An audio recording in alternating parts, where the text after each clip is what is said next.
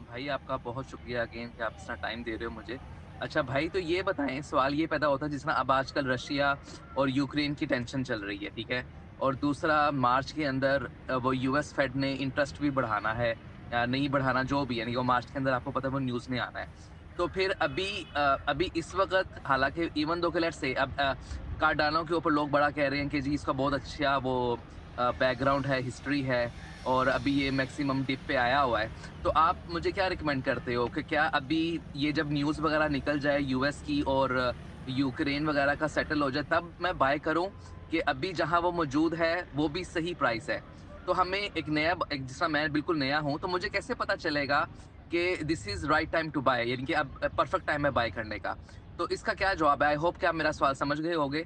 और एडा के अलावा और आप मुझे क्या मशवरा देते हो? क्योंकि आपका तजुर्बा मुझसे बहुत ज़्यादा है, इसलिए मैं आपसे ये दोबारा सवाल कर रहा हूँ कि आप मुझे जो रिकमेंड करोगे तो मैं कोशिश करूँगा कि वो कर लूँ। देखें, जो भी क्रिप्टो आप बाय कर रहे हैं ना, उसमें आपने जो स्ट्रैटेजी रखनी है, वो इसी तरह की रखनी है कि जैसे अभी आपको लग रहा है कि न्यूज़ आएगी, ठीक है?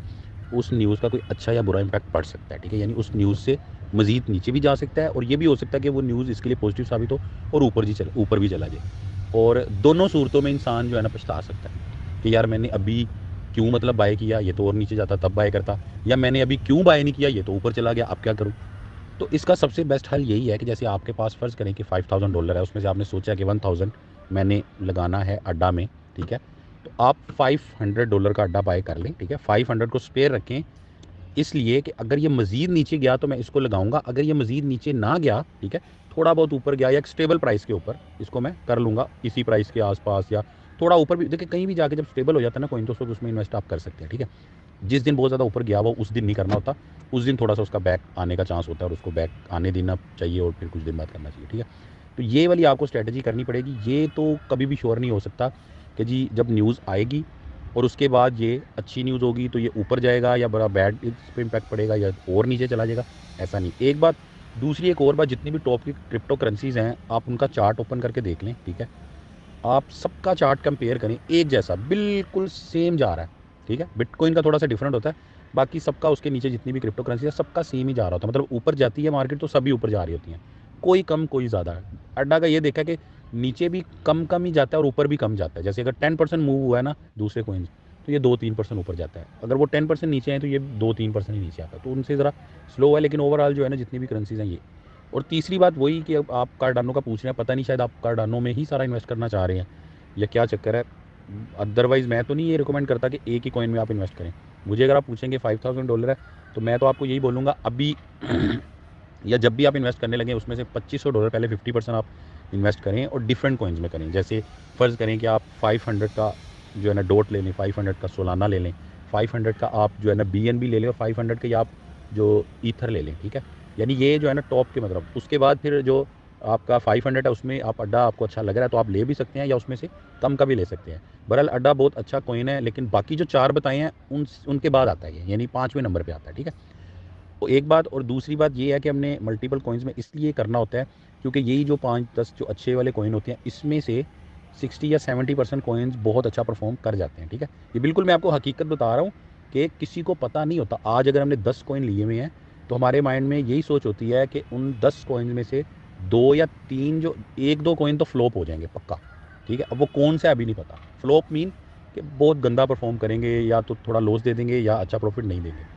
बाकी के जो कॉइन है वो ऊपर जाएंगे और उसमें से जो है ना 50 या 60% कॉइन बहुत ज़्यादा अच्छा परफॉर्म कर जाएंगे कि हमारा जो बुरा परफॉर्म करने वाले कॉइन होंगे उनको भी रिकवर कर जाएंगे, ठीक है? तो इसीलिए इस बात को आप माइंड में रखें कि किसी एक कॉइन के अंदर आपने खाली इन्वेस्ट नहीं करना। एक कॉइन के अंदर इन्वेस्ट करना बिल्कुल लक वाला सीन हो सकता है कि या तो उस कॉइन ने बहुत अच्छा परफॉर्म कर दिया तो आप कहेंगे गुड हो गया कि और कॉइन ने इतना नहीं परफॉर्म किया, इसने कर दिया। और बुरा भी हो सकता है कि सब आपको एंड में पछताना भी पड़ सकता है कि अगर मैंने स्प्लिट किए हुए होते पैसे, तो अगर इसमें थोड़ा बहुत मतलब कम परफॉर्म होता या लॉस में होता थोड़ा, बाकी हो जाते तो चलो इसका भी रिकवर हो जाता। तो इसीलिए ये जो है ना स्ट्रैटेजी आपको एक बड़ी जर्नल सी और एक यूनिवर्सल स्ट्रैटेजी इसकी बनानी पड़ेगी। यही सबसे बेस्ट है, जितना मैंने पीछे मतलब क्रिप्टो मैं फॉरेक्स करता रहा हूँ काफ़ी टाइम, ठीक है? और लोगों को भी मैंने देखा है और बड़े-बड़े जितने भी क्रिप्टो के लोग हैं, यूट्यूबर्स वगैरह, उनको भी सुनता हूँ, उनके एक्सपर्ट्स भी, ठीक है? तो वो यही उनकी स्ट्रैटेजी होती है, ठीक है? लेकिन एक कॉमन मैन जो नया आने वाला बंदा होता है वो बहुत जल्दी घबरा जाता है। जैसे अब मैं रोज़ सुबह उठ के एक चीज़ देख रहा होता हूँ, आप हैरान होंगे कि, और उस दिन मैं बड़ा खुश होता हूँ, मैं रेड मार्केट ढूँढ रहा होता हूँ।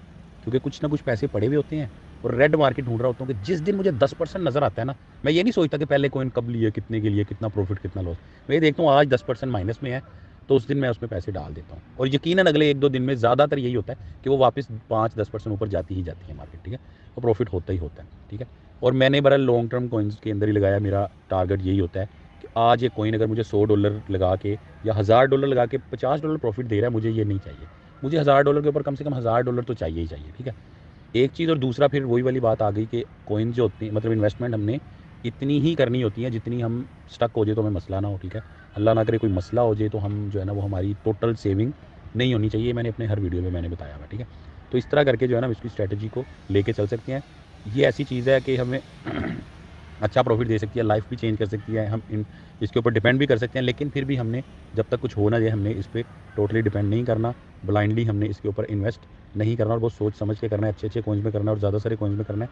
और इधर-उधर लोगों को देख के जो कॉइन्स होती हैं ना कि यार ये जो मैंने लिया हुआ है ये तो बड़ा बोर जा रहा है, वो तो बहुत अच्छा जा रहा है तो उसमें कर दूँ, इसको सेल कर दूँ, ऐसा नहीं करना। वो जो न्यू कॉइन्स होते हैं उनमें थोड़ा बहुत आप कर सकते हैं, जैसे बड़ी आपकी अमाउंट है तो 20, 30, 40, $50 इस तरह के कॉइन्स जो होते हैं न्यू, उनमें कर दिया। अदरवाइज़ जो सॉलिड कॉइन है इसमें रखें, और इंशाल्लाह मुझे उम्मीद है कि आने वाले 3 से 4, 5, 6 महीने के अंदर अच्छा एक रिटर्न मिल जाता है। उसके बाद इंसान ना रिलैक्स हो जाता है कि चले जो इन्वेस्टमेंट इनिशियल किया था वो भी निकल आया, और अब जो है ना वो ज़रा ईज़ी हो के बंदा उसके साथ प्ले कर सकता है।